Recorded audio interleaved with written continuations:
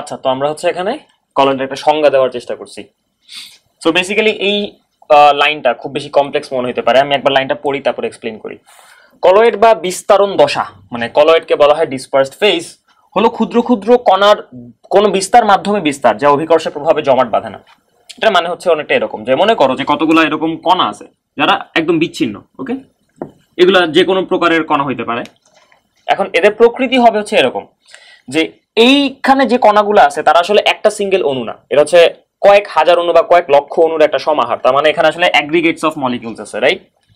এবং এই অ্যাগ্রিগেটটা বা এই জমাট বাঁধা প্রত্যেকটা কণা এরা আসলে যেই মাধ্যমের মধ্যে বিস্তৃত হবে বা যেটাকে আমরা বিস্তার মাধ্যম বা ম্যাট্রিক্স বলতেছি, সেই মাধ্যমের সাথে এরা হচ্ছে অমিশ্রণীয় হবে। তার মানে মনে করো যে যদি আমাদের বিস্তার মাধ্যমটা পানি হয় তাহলে এরা হবে তেল জাতীয় পদার্থ। যেটা হয় যে এই তেল জাতীয় পদার্থগুলা পানির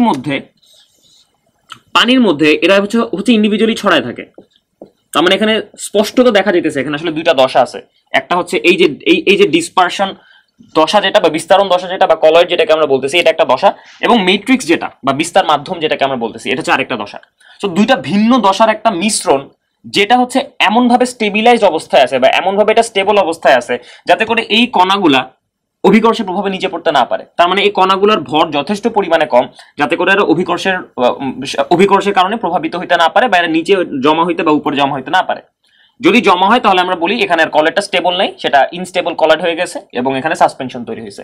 যাই হোক, আমরা ওদিকে যাবো আস্তে ধীরে যে কেন একটা কলয়েড ইনস্টেবল হয়।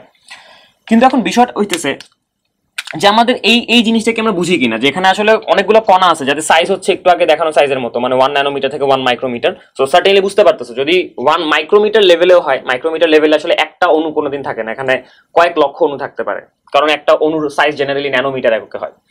সো দ্যাটস ওয়াই এখানে আসলে যে কণাগুলো আছে তারা হচ্ছে অনেকগুলো কণার মিশ্রণ যারা হচ্ছে ডিসপারশন মাধ্যমের সাথে অমিশ্রণীয়।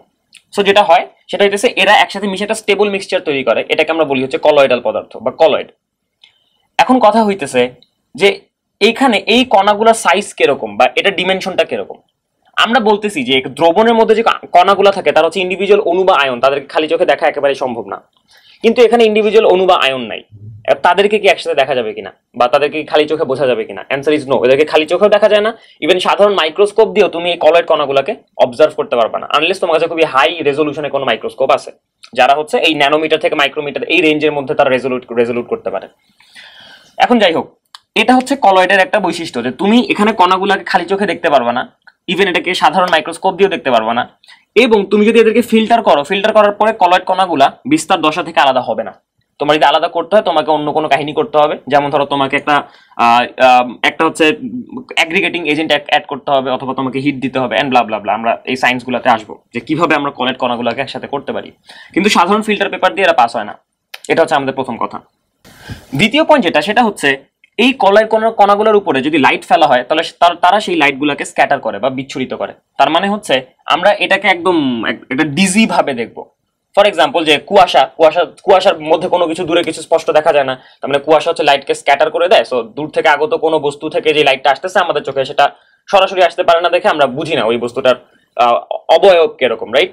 কুয়াশা হচ্ছে একটা কলয়েডের উদাহরণ। দুধের এক পাশে আঙ্গুল রাখলে আরেক পাশে দেখা যায় না, কারণ দুধ হচ্ছে লাইট স্ক্যাটার করে। সো এটা হচ্ছে যে কোনো একটা কলয়েডের একদম সাধারণ বৈশিষ্ট্য যে ওরা হচ্ছে লাইট স্ক্যাটার করতে পারে বা ওরা লাইটকে বিচ্ছুরিত করতে পারে, আলোকে বিচ্ছুরিত করতে পারে।